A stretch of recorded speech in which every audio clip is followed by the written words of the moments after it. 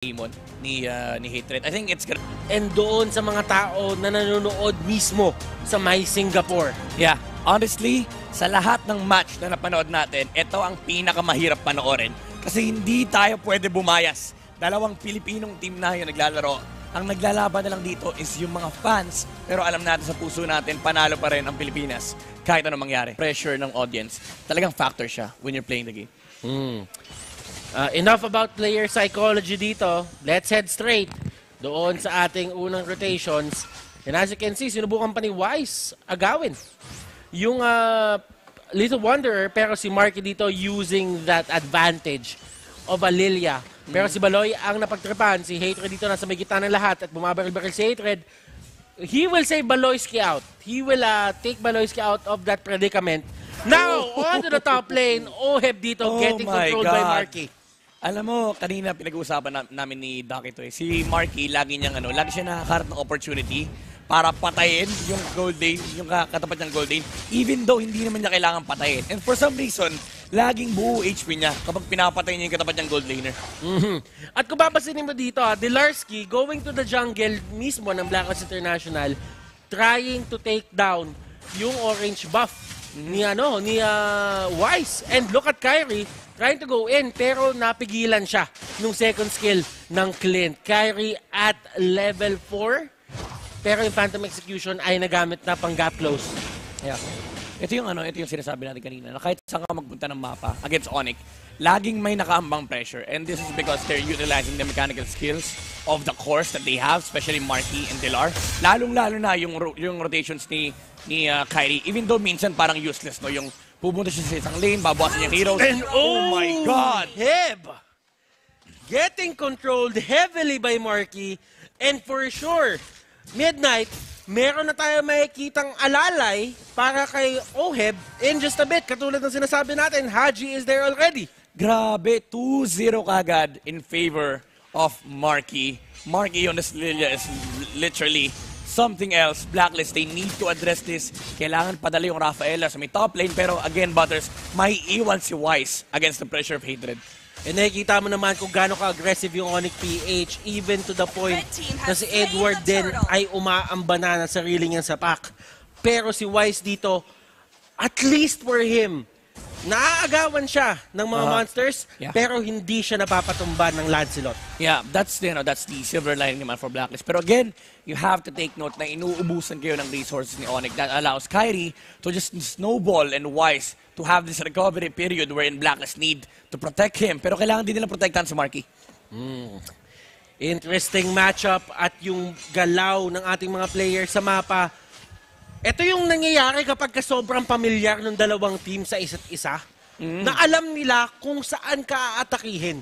Yeah. At aatakihin ka nila sa mga punto or mga points na talagang masasaktan ka ng todo. Oh, like for example, alam nila na okay, walang farm si Wise dito. Most probably, nandito siya sa part ng mapa na to. So we have two options. Either guloy natin si Wise or dahil po protektahan si Wise, tayo sa kabilang part ng mapa. Blacklist International, they need to stop the bleeding. Although it's not game-ending on their side, pero yung reaction sila sa mapa ay nag-vary na eh. Kumbaga, nagkaroon na ng certain reactions and Onyx PH, they are taking advantage rather of those, sabihin na lang natin yung mga talagang kalamangan nila. Kaya ngayon ay yung Blacklist International, they're having a bit of a scuffle na tutulungan ba natin si Oheb? Yeah. O doon tayo sa objectives pupunta? Tsaka makikita mo yung level of advanced pressure na ina-apply ng Onyx PH, even just the presence of the hero. Si Baloy dumaan na ng top lane para lang pakita sa Blacklist na, andito ako. Kailangan yung tulungan to. And the moment na tulungan nyo to, laging may counter movement sa mapa, and that's how Onyx PH moves around the map. Kaya parang yung pakiramdam, sobrang bilis talaga gumalaw. Kasi laging may kasunod na steps dahil ito yung alam nilang gagawin mo. At si Edward ay napuntahan na yung kanyang lane, sinusubukan nila tanggalin yung energy shield, outer turrets. At habang natanggal na nila yung torre, ang next na target naman nila ay etong turtle. Ngayon, objective after objective yung side ng Onyx PH. And ito yung tinatawag natin na objective lang, walang personalan. Naris yung turtle. And this is interesting dahil ang ganda ng effort doon ng Blacklist International to actually disrupt. Actually, that was all Edward, pero yung retribution will secure the turtle for Onyx PH. Alam mo yung grabe yung labanan ng utak doon. Si Edward, dinidignan niya si Kyrie para mabawasan yung Lancelot. And si Haji, nakaamba na yung Feather Airstrike. Pero si Kyrie, hindi niya rin ginagamit yung Thorn Rose niya. Inaatake niya yung Turtle, sinatsaga niya para pag retry timing na or pag binagsak yung Feather Airstrike, naka-ready siya on the Turtle. Hindi pa nagkakaroon ng matinding bakbakan dito sa ating mapa. Pero right now, Onyx PH, I think it's safe to say at this point of the game, nasa kanila yung kalamangan. But Blacklist International, alam na alam nila kung paano babawi sa mga ganitong kalaking lamang lang. Yeah. Actually, itong ang lamang na to, hindi naman ganun kalaki to eh. Hindi talaga, lalo pat may group up pa yung Blacklist mamaya after makuha nila yung first spike on Wise, pero Onyx PH against sila may hawak ng lead ngayon. Pero the problem is, kulang pa sila sa towers. Kailangan nilang i-overtake yung mapa ng Blacklist. Kailangan nilang kunin yung territory ng Blacklist para make sure nila na hindi ganun kabilis yung pag-snowball ng dalawang marksman. Venus daw, napaka-compromise ng kanyang pwesto ngayon. They can actually get the kill, pero oh my Venus, with the extra movement speed. Kyrie? Siya ay makakatakas, pero Holy Baptism is there. Kyrie trying to go in. They will secure the kill, ladies and gentlemen, on Oheb. Habang ang kapalit nun sa baba ay si Dilarsky. Yeah, I think if you're Onyx, you take that trade any day. You take the tower in the top lane and you lost the Esmeralda at walang kapalit, walang objective na makukuha ng Blacklist. And again, Onyx PH, this allows them to move even deeper in the jungle of Blacklist. Blacklist International Oheb is getting 100% control dito sa ating game. Ang question ngayon for Blacklist is how do you alleviate or paano mo tatanggalin? Grabe. Paano mo tatanggalin yung pressure na yun kay Oheb to the point na nakikita mo si Marky na nag-creep walk papasok nung loob ng tier 1 turret, tapos ang ginawa niya pre, bumalik ng Black Shoes, nag-moonwalk Edward, getting the second kill for his team, pero mababawi nila yon and Oheb na naman yung pinaka-main target nila dito, and Oheb dodging the Thorn Rose! Oh my Phantom goodness! execution, ladies and gentlemen, but Haji, will he get away? Makakatakas naman siya. Oh, Onyx, just moving around the map of Blacklist. I think for Onyx, you're happy with that. Even though namatay si Marky, it's a good trade. Namatay si Edward and they can take objectives out of that. Sige, fine, namatay si Esmeralda, pero si Dilar, alam niya ang trabaho niya, kailangan niyang mamatay talaga dito for something to happen on the side of Onyx. Ito yung tinatawag na tricks of the trade eh. Kung isipin mo, na for Onyx PH, hindi sila takot kumuha ng onting casualties on their end, basta nakakalamang sila. Yeah, tsaka may kapalit lagi at lugi lagi sa Blacklist sa trade na ginagawa ni Onyx. And with this is quite unusual para sa akin na nauunahan lagi yung Blacklist International in terms of objectives, knowing that Blacklist International is very much objective-oriented as a team. Yeah. And Onyx PH, yung pagiging split push, the banana split na sinasabi ng ating mga ibang casters, yun yung nagbibigay sa kanilang opening para kunin yung mga objectives para sa kanila. And right now, it seems to me that Onyx PH is playing the game of Blacklist International. Oh, yung group up na may semi-split push. Kasi again, yung sinasabi natin kanina, may mixture, may essence ng Blacklist, yung lineup, yung ginagawa ng Onyx PH. Nag-group up sila kapag alam nila na, okay guys, di tayo kaya labanan nito. Kasi wala namang reason mag-split push kung di talaga hindi kayo kaya ng direct 5v5. So I think for Onyx PH, they realize that. And yun yung sinasabi nating refinement ng split push na meron sila. Kyrie, tutumba ba? One more hit. Hindi tatama at hindi enough in damage.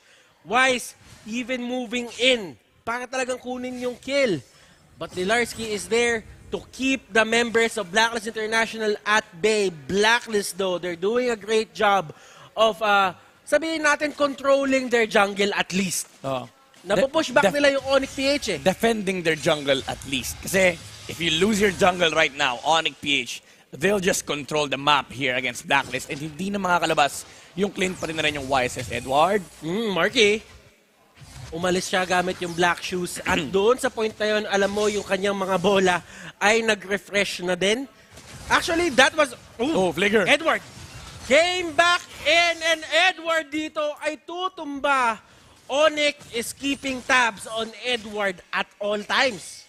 Bawal mag-split push. Sabi ng Onyx PH, alam namin yan, ganyan ginagawa ni Dilar eh. Sawang-sawa na nga kami, pero Wise, ganyan kill. Kailangan mag-ingat ng Onyx ha, masyadong nag-iinit na si Wise dito, nakakuha na siya ng 3 kills. And usually, yung mga comeback wins ng Blacklist International, sa mga pa-pick-off yun eh. Yeah. So right now, Onyx PH, nasa inyo yung kalamangan, pero hindi kayo pwede maging complacent, hindi kayo pwede maging kampante. Oo. Kasi Blacklist International, they're getting the things that they need para mag-stage ng comeback. Sila basically yung late game dito, Blacklist International. They perfectly understand that what they need to do right now is alleviate the pressure na nilalagay sa kanila ng Onyx PH and just have complete space for Wise. And as you've said, 3-0 na yung Wises natin haven't died yet. Oh my God. Maloy? And Hatred with the Nibiru's Passion at nandito sa loob. Si Kyrie trying to go in. Phantom Execution Oh! sa may pinakagitna. And look at this, Blaker out. Napakagandang move galing kay Haji. And pinapakita sa atin ng mga players ngayon yung kanilang mechanical skills. Black Shoes paalis at Moonwalk palabas. Grabe, sabi ng Onyx at Blacklist mo, BTK, manood kayo dito, ganito maglaro ng MLBB. Yung mga mechanics, si Kyrie, nakita natin yung nakailang dash siya, papasok, and making sure na hindi niya basta-basta gagamitin yung Thorn Rose para may pang-out siya. And here is the Oppo instant replay. As you can see on the map, what happened here? Look at this again. Kyrie with the initiation against the YSS. Nakapag-flicker si Haji pabalik pero dinodge na naman yung isa pang feathered airstrike with the Thorn Rose. Sobrang ingat ni Kyrie sa pagpindot ng kanyang mga skills and laging calculated. May reason bakit niya pinipindot ng mga to. Minsan, hindi niya gagamitin yung skill even if it means losing the kill. Basta buhay siya. Blacklist International. They are keeping tabs din doon sa members ng side ng Onyx. Onyx, gustuhin man nila dito talaga na kontrolin na yung mapa pero hindi binibigay ng Blacklist International yung opportunity na mapasa kanila ito. 12-minute Lord. This is actually a level 2 Lord. Let us see. This might be the first major team fight of the game. Marky humarap. Black Shoes paalis. Pero nandito si Phantom Execution. Nandito si Kyrie. And Kyrie is going to town. Haji, ladies and gentlemen, sa may pinakalikod na ng Torre. Talagang hinahabol na nila dito si Edward. And Oheb trying to deal as much damage as possible. And Oheb gusto pa lumaban. Grabe. Onyx PH, they know na ang priority nila dito sa Lord fight is patayin yung jungler ng Blacklist. Kasi siya may retry and nag-hero lock ang Onyx PH. Blacklist International, they just didn't have enough firepower to deal with Onyx PH at the current moment. Pero again, remember, they are still the late game. Late game. Yan ang gusto ng Blacklist International. Midnight, what is the current state of the game? What is needed to be achieved by both teams dito to secure the win? Currently, Onyx PH, sila pa rin yung may hawak ng game, pero they have to move fast. Kasi yung lineup nila nag-expire to. Probably around 15-16 minutes. That's the time that you're looking at for Blacklist International to finally able to take a 5v5 engagement against Onyx PH. Guys, ang daming influencer na nangako ngayon na kapag ka nag-champion ng Pilipinas ay may gagawin silang kakaiba. Oo. Pero tingin ko ngayon, nagkakamot na sila lahat ng ulo. At si Edward! Hoy! Pumasok na! Mamaya natin pag-usapan yan! Edward! Oh my God! Hatred! And Hatred with the Nibiru's Passion. Napakaganda ng mga pwestuhan. Pero yung disengage from Blacklist, peke lang pala! Edward going in. Niyayakap niya sila Baloyski. Talagang iniipit niya. Pero Oheb goes down. Kyrie Mania is running wild dito sa M3. Edward, hindi pa tapos. Onyx PH, they still wanna fight, pero super healthy pa nung Uranus natin and Blacklist International. They switched gears. Mamaya na tayo mag-Lord Torre na muna. Pero ito Midnight. Ano yung Napapansin batters? mo yung Onyx PH, nakakuha sila ng pick-off. Pero, hindi nila tinuloy yung mismong Lord. At dahil hindi nila tinuloy yon, Blacklist International, nakahanap pa sila ng mga torre at ito yung sinatawag natin For Onyx PH, naging dominating sila doon sa may first part ng ating game. For the second part, etong 14-minute mark, nakikita mo yung resilience ng Blacklist International naman na ayaw nila basta-basta ibigay yung game number 1. And this is literally the story of the upper bracket, lower bracket journey na naganap for these two teams. Muntikan na si Kyrie sa may top lane. He has low HP and Blacklist. They know this. They instantly go to the Lord.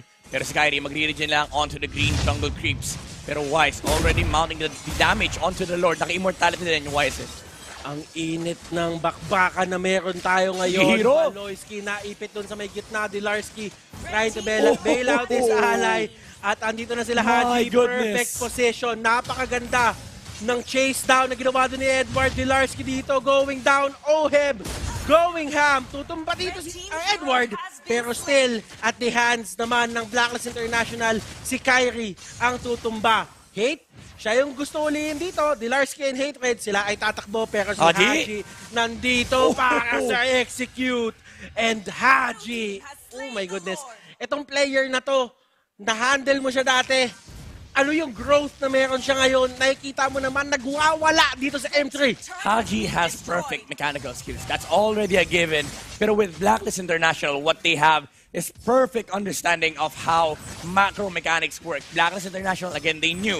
Kanila na yung Lord. Onyx PH, wala si Kyrie at that moment. Low HP siya. Edward, even using the flicker para mapuntahan yung backline Onyx PH. And si Haji rito, hindi niya basta-basta ginagamit yung Predator Airstrike against some heroes on the side of Onyx PH. Nire-reserve niya yun for the key heroes na meron sila. Kailangan niyang bawasan dito is yung Lilia at pati na rin yung Lancelot. Blacklist International Onyx PH, as you can see on your screens right now, si Edward ay nakaupo ng tuwid. Dati pagka umuupo yan, paisi-isi lang. Tatagilid. Nakikita mo na seryoso na sila eh. Oo. Sabi ng Blacklist International, ano talaga to eh? Yung tingin namin na makakapagpaupo lang kay Edward ng tama, Onyx lang talaga. Ito yung respect talaga na binibigay mo sa inyong nakalaban nung MPL. You have to respect Onyx PH. And ito yung level of respect ng Blacklist International. Talagang late game. Late game tayo, lumaban tayo ngayon. And this is why Blacklist International, they are the Philippine conquerors. Kinonquer na nila yung Pilipinas and they're showing you just why Blacklist, kahit mawala pa si Oheb ng magkaroon si Oheb ng 3 deaths sa early game, kayang-kaya nilang bawiin yan Edward. and they're just showing you how they do it. And this is a clinic on textbook MLBB. Nothing too Grabe. fancy, pero Blacklist, they're making it work. At nandito sa may pinakagitna, Baloyski talaga nagkakaibitan na. At nandito si Marky with the black shoes, napakasakit ng damage. Oh, Kyrie! Kyrie! Baloyski goes down. Oh, Wise! Tutumba dito, pero nagkahulihan. Lancelot goes down sa kamay ni Haji, pero tutumba na rin si Haji dito. Meron bang damage output na sapat ang Onyx PH para i-take down si Edward? Hindi nila ipipilit. Oheb. Habang na si Oheb sa may pinakalikod, oh my Venus, binabantay niya si Oheb para makapagkait ng todo. At tutumba na si Baloyski, napakasakit na. damage. Napakakatina ni Oheb. Hindi na nakakatawa. Ito sabi ng Onyx PH, masyadong masakit. Yung Clint ng Blacklist International, Hatred will try his best to clear the minion wave. The PH conquers indeed Holy Baptism. Si Dilarski nasa may gitna trying to force back Blacklist International para hindi sila makapunta doon sa death push. Oh my Venus goes Onyx. down. Edward nanganganib pero si Oheb dito napakaganda ng positioning talaga. Oh, Dilar. Pero Edward gusto pa. Okay. Practice lang. Grabe, oh my God. We're watching the best of the best watchers. Grabe yung batuhan ng skills. Did you see how Haji was able to take out Kyrie nung pinatay nila yung YSS? Laging may trade eh. Palitan lang. Ewan ko na, ang action pack naman netong larong to from Sagad-sagad minute eh, no? 1 to up to minute 19 na mangyayari pa lang. Parang hindi tumigil yung action eh. Oo. The thing about Blacklist is that yes, they control the late game. They're the better scaling lineup. Pero ang meron naman ng Onyx PH is yung immense tower defense na hawak nila. They have the Beatrix and they also have the Lilia. These two heroes can clear minion waves in under a second. Wise? And Wise, nakita niya si Baloyski, sabi niya, hello former teammate. At magagamit niya yung Traceless para hindi siya maapektuhan nung mismong sipa, nung circling eagle. Doon sa may baba, nakikita mo si Kyrie just trying to control the lanes. Ito na yung disadvantage na meron yung Onyx PH. Napag-usapan na natin to kanina, Blacklist International. Kaya nila mag-stage ng kanilang comeback given the right opportunities for pick-offs. And those pick-offs, lumaki ng lumaki para sa side ng Onyx PH. And right now, they find themselves on the shorter end of the stick. Yeah.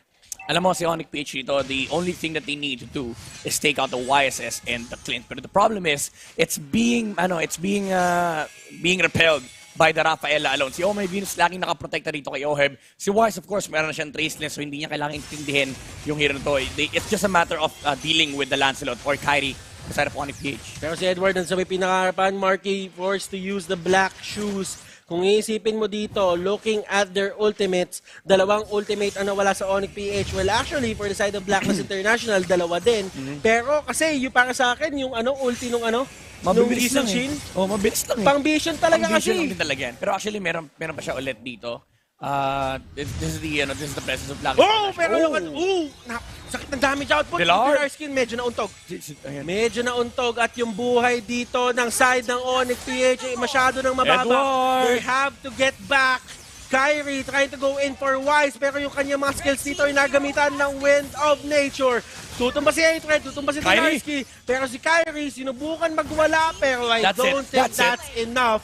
And that is game number 1 secured by the side of Blacklist International. Grabe ang Blacklist. Very masterful performance from Blacklist. Yung Dissecting boses ko PH. nag-break na. Okay lang yan. Damayan mo ko. Damayan mo ko sa boses ko. Pero ito pa rin yung ito pa rin yung signature Blacklist battles eh.